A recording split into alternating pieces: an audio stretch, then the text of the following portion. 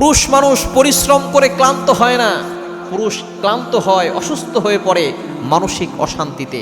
কিছু স্ত্রী এমন আছে যে তার স্বামীকে মূল্যায়ন করতে জানে না, স্বামীকে কদর করতে জানে না। স্বামী আসার পরে স্বামীর সাথে খারাপ ব্যবহার করে, স্বামীর সাথে উঁচু বাক্যে কথা বলে, স্বামীকে সবসময় কষ্ট দিয়ে কথা বলে। স্বামী এতটা পরিশ্রম করে, সেই স্বামীর কষ্টের মূল্য দিতে চায় না।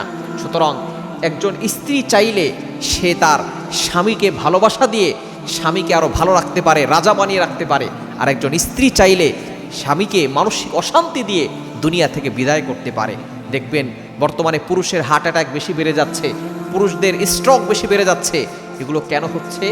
একজন নারী সে চাইলে একজন পুরুষকে ভালো রাখতে পারে। সুতরাং স্ত্রীরা যারা আছেন স্বামীর সাথে ভালো ব্যবহার করবেন।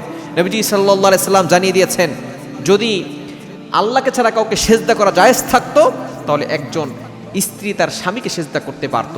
যেহেতু আল্লাহকে ছাড়া কাউকে সেজদা করা জায়েজ নাই, সুতরাং স্বামীকে সেজদা দিবে না, স্বামীর সাথে ভালো ব্যবহার করবে।